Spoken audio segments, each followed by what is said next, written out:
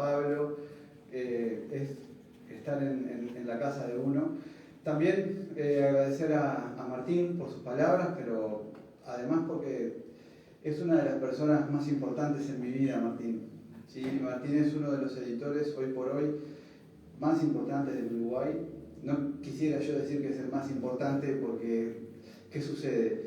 Él después lo borra del Instagram y no lo transmite. Pero ya contábamos en las publicaciones que lleva, los premios que lleva, premios MEC, por los libros de autores que él publica, y como muestra un botón, ha publicado lo último de Ida Vitale, el premio Cervantes uruguayo, que la publica Martín. Para mí es un tremendo honor, Martín, y ha sido importante en eso, porque también estas cosas se van forjando en la relación con las personas que confían en tu trabajo. Bienvenidos a todos y muchas gracias a todos por su tiempo, a la gente del taller, a algunos alumnos y exalumnos, a algunos colegas que también veo que están aquí, familiares, a Inara y a Alejandra, gracias por venir, por estar siempre. Y bueno, los voy a dejar con mi partener de todos estos años, que es Daniel Barreiro, que me imagino que ya conocerán. Buenas tardes, Daniel. Buenas tardes, bueno, es un gusto estar de vuelta por acá. Como siempre, inclusive para los que no me conocen, no soy un presentador de libros, hago excepciones, y una es la excepción a Pedro y a Andrea Arismendi, son los libros que he presentado. Ahora quiero poner un poquito de contexto. Yo voy a presentar el libro de Pedro desde la posición del lector. Soy un lector, no soy crítico literario, entonces eso lo quiero aclarar.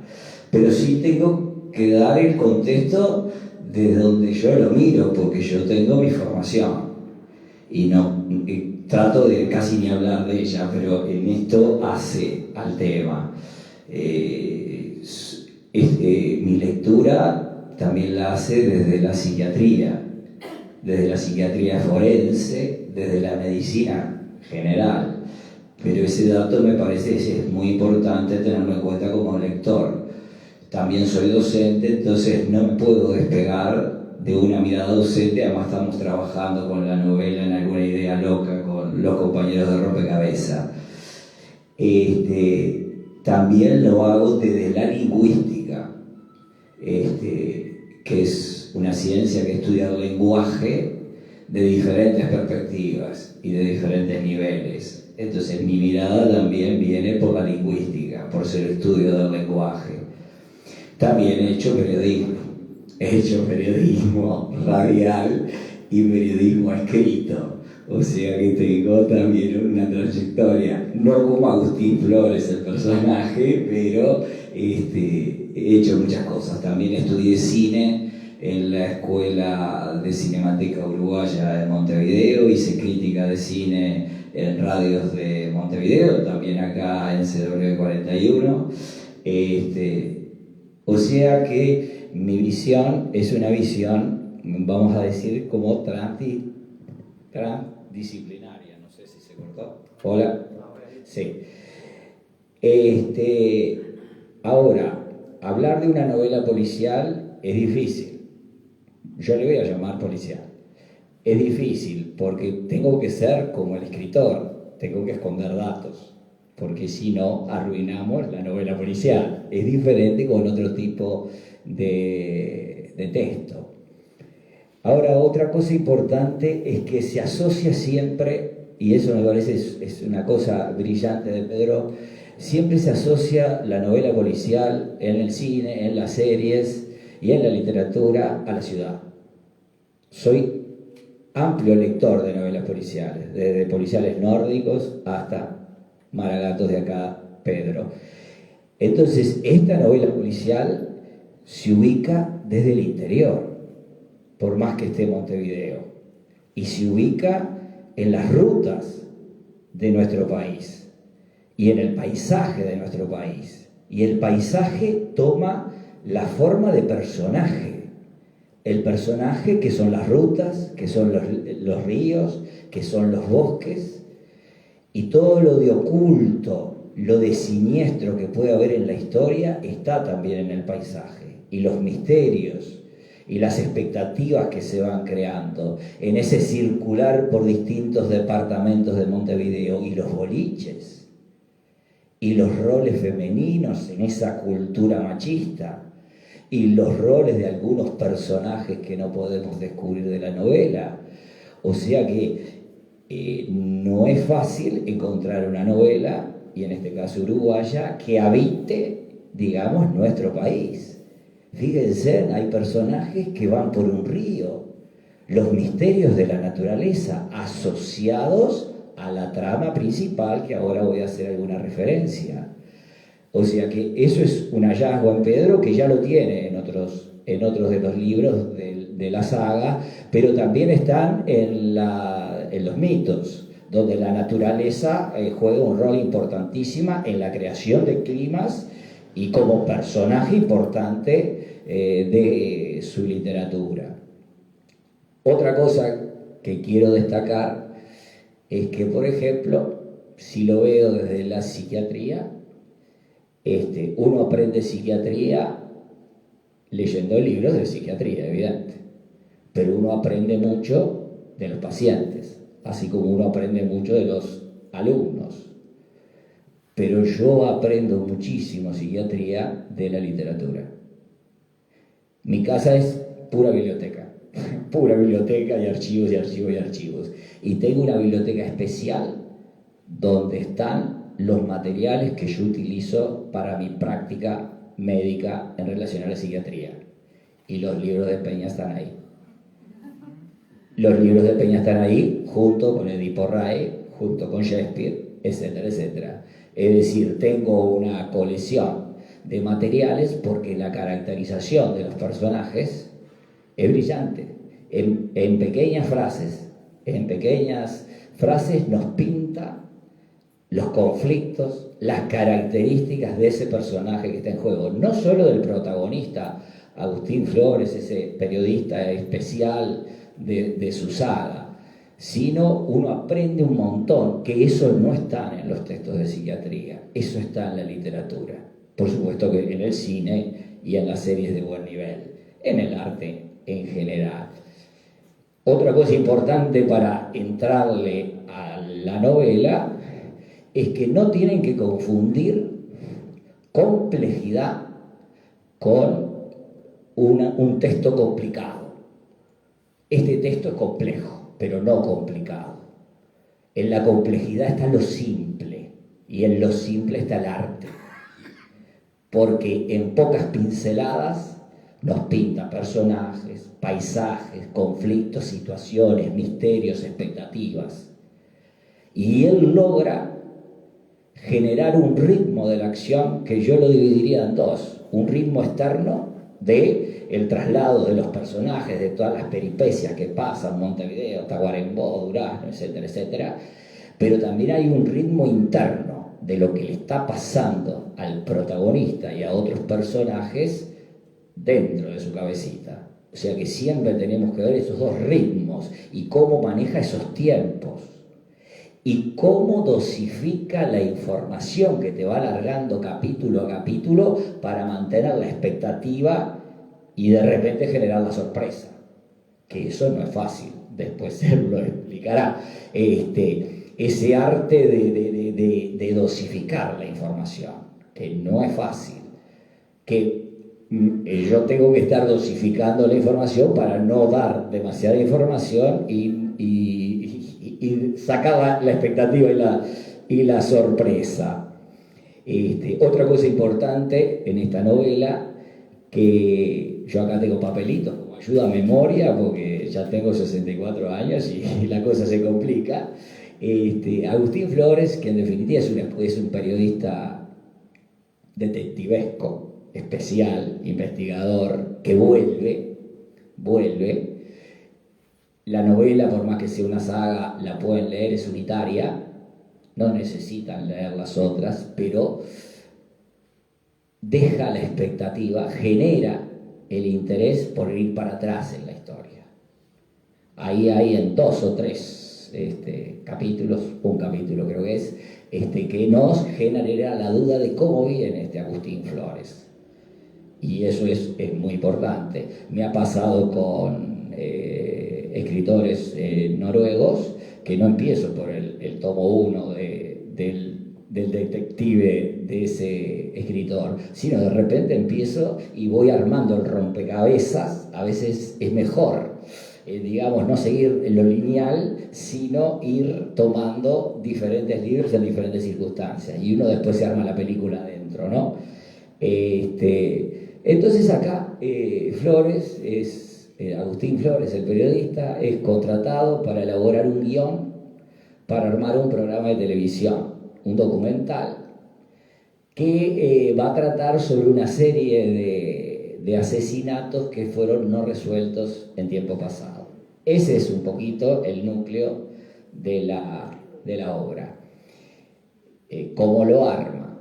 O sea, que este periodista se transforma en un investigador, es detective, es investigador, es una novela policial, hay crímenes, hay 2 crímenes que no fueron resueltos, que él los ubica en tiempo y espacio. Uno de ellos fue en 1971, y ahí nos da el contexto sociocultural de la época. Tenemos que echar para 1971, la previa de la dictadura, bueno, etcétera, etcétera. Y este personaje que es contratado sale al interior, sale a recorrer para buscar información, para hacer esa investigación periodística que tiene una finalidad en definitiva artística. Pero Flores tiene Pedro, a través de Flores, pone al personaje como que nos cuenta lo que pasó. Y él dice en las primeras líneas que tiró un disparo, que ese disparo por la distancia pudo haber matado a alguien. Ya en las primeras líneas ya te genera una situación. Y entra a conversar con el lector. Y nos hace preguntas y hace reflexiones sobre lo que está pasando o puede pasar. Ahora tenemos 2 historias en esta novela. Una historia principal, que es toda la peripecia de Flores buscando la información, donde se encuentra en lugares inverosímiles para uno, pero muy verosímiles en la estructura de la novela, personajes increíbles, y empieza a notar Agustín Flores que se oculta información, que hay cosas que no son claras, que es muy difícil llegar a la verdad. Utiliza también archivos fotográficos. Aparecen 2 libros en la historia. Un libro que fue una investigación periodística, y ese personaje del libro también es muy importante en cómo se va a estructurar la historia, que no puedo adelantar. Y también aparece un libro que fue la historia de estos homicidios, pero ficcionado, y es un libro de un brasileño, que ayúdame a decirle, yo para los idiomas soy terrible, Os Corpos da Rúa. Os Corpos de Arruga, ¿no? Yo para los idiomas terrible, ¿no? Bueno, y entonces utiliza ese material, que lo ayuda a pensar la historia, ¿no? Y empiezan a ver en la trama, en el desarrollo de la trama, empiezan a ver cosas que no quedan claras, y lo lleva a cambiar de situaciones. Inclusive por el desarrollo él tiene que cambiar de rol, él se tiene que hacer pasar por otro personaje de esta historia, y asume ese rol. O sea que es un periodista, detective, que se involucra, digamos, en toda esta peripecia, inclusive pone en riesgo, digamos, su vida. Otra cosa que hace muy bien Pedro, nos plantea un título que es muy ambiguo, pero el título es fundamental, pero se va a resolver el tema del título al final de la historia. Es otra pildorita que nos deja ahí, digamos, prendida. Y después hay una historia secundaria. Yo he leído, he escuchado que algunos hablan de historia paralela, otros hablan de una historia de un personaje llamado Ismael, que en definitiva converge con la historia principal. Para mí, no, yo lo veo diferente. Yo lo veo, para los que manejan biología, yo lo veo como la molécula del ADN, formada por dos hebras que están trenzadas, o si no, el hacer una trenza con dos hebras de pelo. Entonces, en la novela tenemos una historia principal, pero la otra se va entretejiendo, se va metiendo y va amplificando psicológicamente y dramáticamente la historia principal y la enriquece. Deja cosas que uno en principio no entiende, pero que las va a entender después. Eso es clave en la narrativa policial y en toda narrativa. El general, ¿qué va a pasar? Yo terminaba de un capítulo y quería seguir para el otro.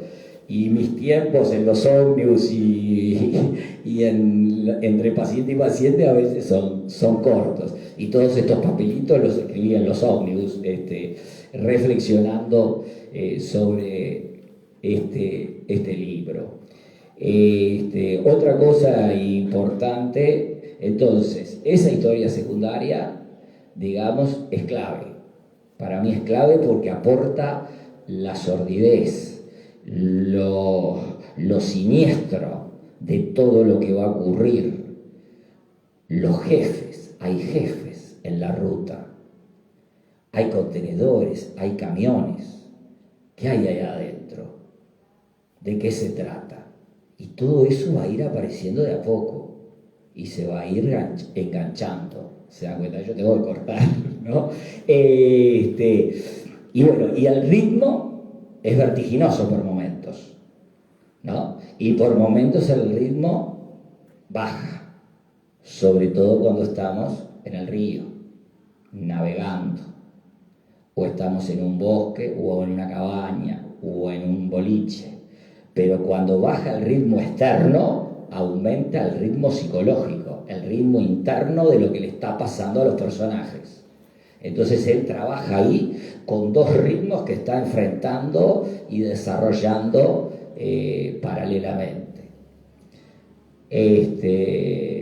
Otra cosa importante, todos los aspectos racionales, lógicos de la historia, ¿no? Que vamos entendiendo, pero después aparecen cosas que son locas, irracionales, ¿no? Y que no nos cierran, no como lector, sino como lector metido como personaje.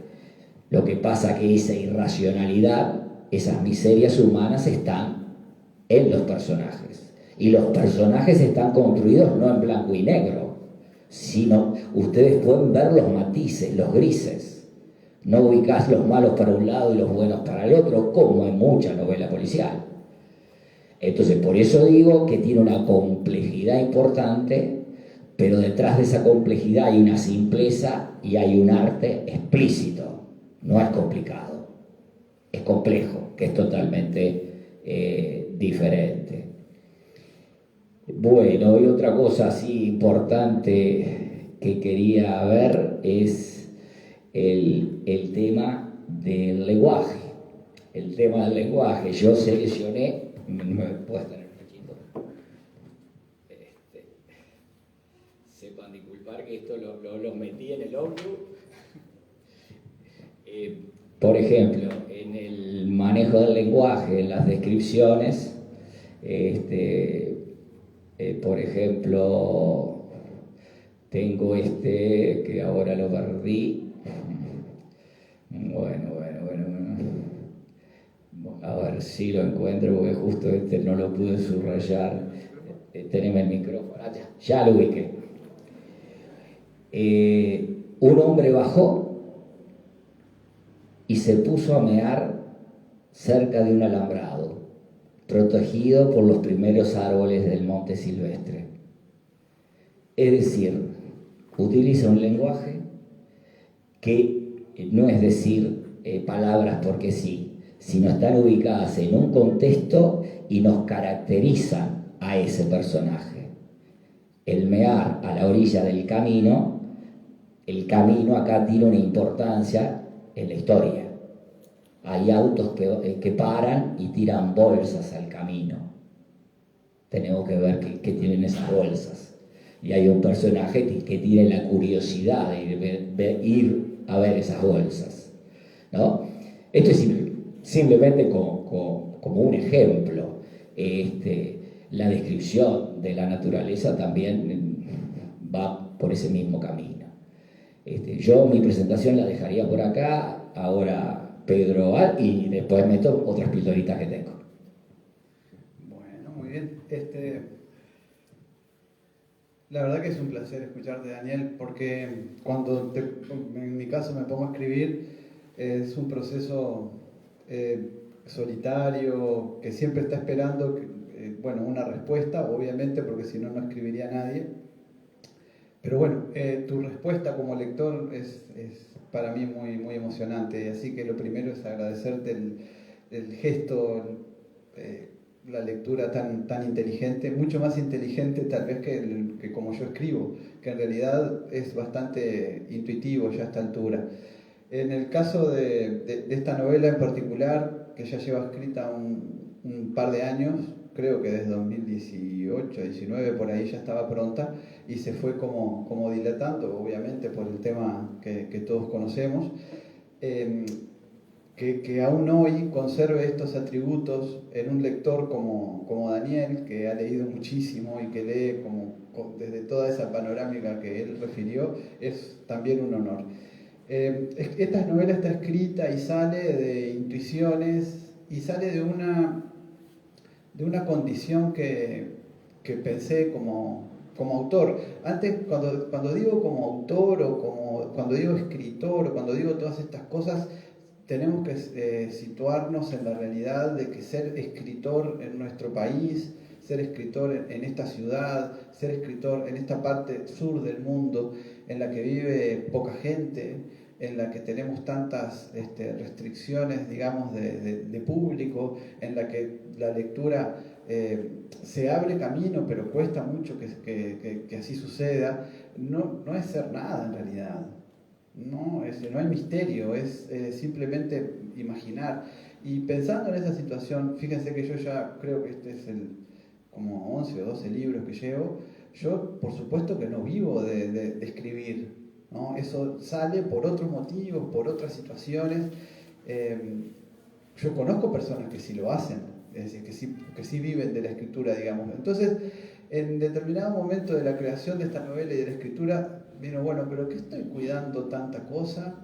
Si al fin y al cabo esto es un negocio conmigo mismo, en solitario, yo no voy a castrar mi imaginación, no escribiendo las imágenes que vienen a mi cabeza y las cosas que imagino. Entonces, esta novela está como recargada, me parece a mí, de todo ese mandato, ¿no? Del mandato de no frenar nunca la imaginación, de tratar justamente de hacer que la imaginación pudiera aplicarse al Uruguay de dos líneas históricas, pero en particular de una línea contemporánea, porque la investigación que está haciendo Agustín es una investigación contemporánea, es decir, en estos años, y también con lugares que nosotros podamos reconocer. Ustedes se van a encontrar con Blanca Arena, ¿no? ¿Y quién no ha ido a Blanca Arena? Vamos a pasar por Fomento, vamos a pasar por lugares que están que son del sur de nuestro territorio, además de lugares que están en el norte y que nacen, o mejor dicho, que están en el libro porque en algún momento fui y porque pasó algo allí. Creo, a Tacuarembó fui en el 2014 por segunda vez a un encuentro así de escritores también, una cosa fortuita, y me enteré de algunas cosas. A Salto hace tiempo que no voy, pero he ido varias veces y conozco Salto, como conocemos todos, me imagino, estos rincones de nuestro país. Y cuando estás, ¿no? Hace 2 años, por ejemplo, fui a Paso de los Toros, antes de que se viniera la pandemia, la primera feria del libro de Paso de los Toros, que fue muy linda, en un ambiente muy, muy chico, pero cuando vas atento, yo tengo la costumbre de ir siempre mirando y de ir en lo posible averiguando y averiguando qué pasa en esos lugares. Siempre tengo alguna conversación con alguien acerca de qué se cuenta, de qué pasó, de qué misterio no está resuelto. Porque me interesa no sé, será de formación profesional, pero me interesa esa parte legendaria de cada poblado. Y después lo utilizo. Entonces, bueno, yo creo que en realidad hay como, si hay algún mérito es el poder observar esas cosas, en que me intereso por ellas y que después termino utilizándolas, ¿no? Por ejemplo, acá Agustín Flores, en todo lo que acaba de decir Pedro, hasta Canelones el paisaje es más o menos metropolitano, mezcla de ciudad, campo y pequeños pueblos. Desde Canelones a Florida cambia un poco, salteo. Desde Florida a Durazno, la soledad se recrudece. Pero desde el Paso de los Toros a Tacuarembó, aquello es desierto. Y después el personaje nos cuenta dónde están los poderosos. Los poderosos están lejos de las rutas, lejos de los caminos principales. Llegan en avionetas, en aviones. No usan el camino principal. Y desde que leí esta novela, hace pocas semanas, cuando voy por la ruta pero hacia Punta del Diablo, miro los camiones, miro los contenedores y me planteo cosas. En otra historia de Agustín Flores, que ubicó la historia allí por Playa Pascual, en una estación de servicio donde se hacían algunos cambios de drogas, cada vez que paso por esa Shell, que ahora ya no se llama más Shell, me acuerdo de Agustín Flores. Entonces la literatura te va marcando, los personajes de él y de otros autores me van marcando y siempre estoy con las antenitas. Ya le digo, lo tengo en la biblioteca de la psiquiatría literaria. Esto que plantea Daniel, de ese fragmento en particular, tampoco es tanto invento, porque en ese año, en el 2014, me acuerdo que en ese encuentro quedamos de encontrarnos con otro Maragato que estaba trabajando allá justo en la línea, Gonzalo Martínez Crosa, que probablemente ustedes conozcan. Exalumno, ahí está. Bueno, hoy doctor en biología, ¿no? Fíjense que me contaba, sí, acá la gente anda más en avión que en ómnibus. A ver, explícame la situación, y ahí me explicó esta situación. Y después averigüé que... Una vaca, fui a Paso de los Toros, una vaca pastando como si pastara acá en la Plaza 33. Tal cual. Son cosas que de alguna manera, por observar, se te van pegando. Hay otra historia que tiene relación justamente con Tacuarembó, con Salto, pero sobre todo con nuestra conexión con el sur del Brasil. Y que es muy interesante, es que ustedes incluso pueden googlearla, que es como otro de los ejes de los que habló Daniel sobre el mundo de los camiones. El mundo de los camiones es un mundo misterioso para mí, ¿sí? Pero, es decir, hay un tipo de, creo que solo un tipo de persona especial puede ser camionero, ¿no? Y que esa persona tiene que tener determinadas características para manejarse rectamente en el oficio o no, ¿sí? Y a mí me gustan los que más o menos no se manejan rectamente en el oficio, porque digo, bueno, son supervivientes de última. En el sur de Brasil, por eso digo que lo pueden googlear, hay agrupaciones de camioneros que se reconocen en la ruta, es que igual serán miles de camiones, me imagino, no saben los nombres, ¿no? Pero reconocen una marca en el camión, reconocen una forma de hacer las luces, ¿sí? Hay elementos que los distinguen, y aunque les parezca mentira, eso funciona como una especie de cofradía y a su vez de bando, porque si no hay un cambio de luces correcto, ese no es de mi bando, ¿no?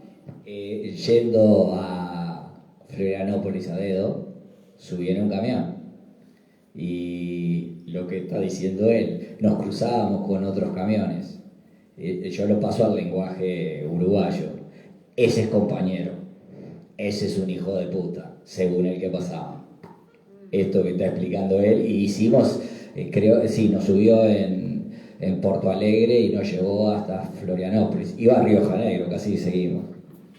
Bueno, esas cosas a nosotros que vamos simplemente en el autito a Punta del Diablo o donde fuera, o a Colonia, se nos pasan inadvertidas, pero se traban todas esas relaciones en las parrilladas que hay en las rutas, en los paradores, esta gente, y ahí es donde viene la imaginación, que conociendo un armazón de cosas, ¿no?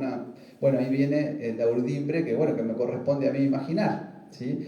Por lo tanto, también esa parte, no se vayan a creer ustedes que es muy disparatada, sino que está inspirada, digamos, en cosas que son cotidianas en la ruta y que nosotros desconocemos porque no es nuestro ámbito, ¿sí? Si fuera nuestro ámbito, el WhatsApp en el que se mueven estos camioneros, porque el investigador llega a un punto en el que entiende que Agustín Flores entiende que si no se mete ahí dentro, en el mundo de los camiones, no puede avanzar. Ese es el otro rol que yo le decía que tiene que asumir. Exacto.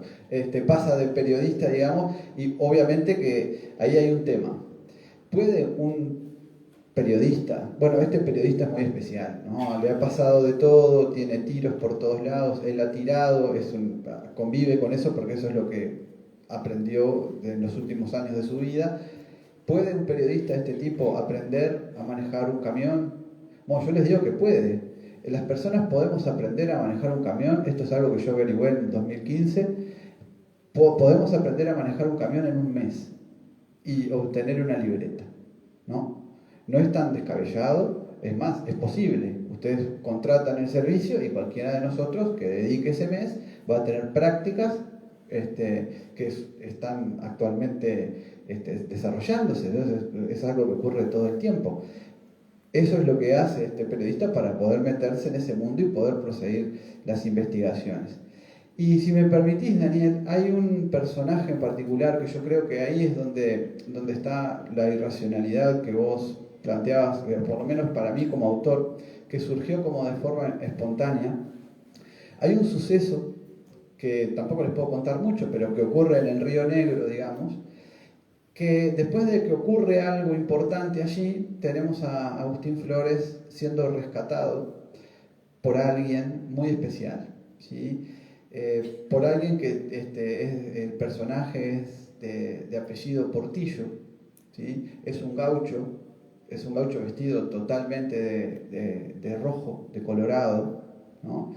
Que ustedes pueden encontrar fácilmente, y si la encuentran en la lectura, digamos, la asociación con alguien que existió también en la realidad y cuyas historias tuve la fortuna de que me contaran, porque esta novela, parte de ella, se fraguó en una internación mía del año 2015, en un edificio que hay acá al ladito, que no quiero ni mirar para ahí, pero bueno, ahí fue, y a mi lado, ¿sí?, estaba alguien que me fue contando historias de cuando era tropero. Por lo tanto, ¿sí?, muchas de las historias que ustedes van a encontrar referidas por este personaje pretenden mínimamente ser un homenaje a quien inspiró a este personaje de la novela y que falleció días después de que conversáramos, de que estuviéramos juntos.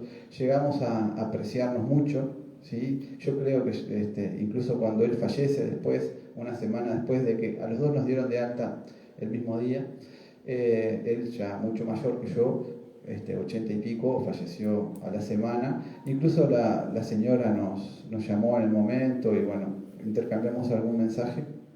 Pero bueno, es también, si quieren encontrar un homenaje a un habitante de nuestro suelo que probablemente puedan después entre ustedes dilucidar quién es, también lo tienen en la novela, que es, ya les digo, está anclado en mi afecto, digamos, ¿no? No me voy a olvidar nunca de algunas de esas conversaciones que teníamos cuando nos dejaban solos, ¿no? Cuando nos quedábamos sin acompañante y conversábamos mucho. Entonces, la verdad que con todo lo que ya dijo Daniel y con las ganas de que la novela pueda conectar con ustedes, siempre hago las mismas advertencias, que es cuando ustedes ven en los discos de algunas bandas del Parental Advisory, es decir, es necesario el consejo de los padres para que los chicos escuchen ese disco. Acá lo mismo, ¿sí? Son personajes, los personajes estos no orinan al costado de la ruta, ¿me entienden? Estos personajes, si tienen que hacer algo al costado de la ruta, es mear.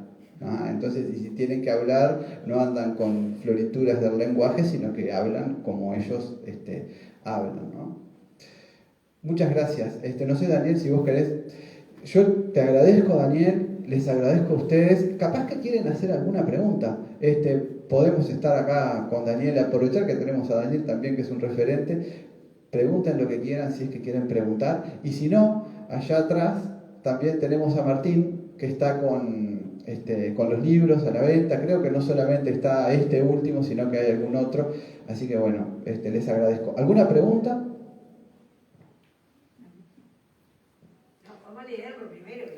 Después hacen preguntas. Bueno, muchas gracias a todos por venir. Han sido muy amables.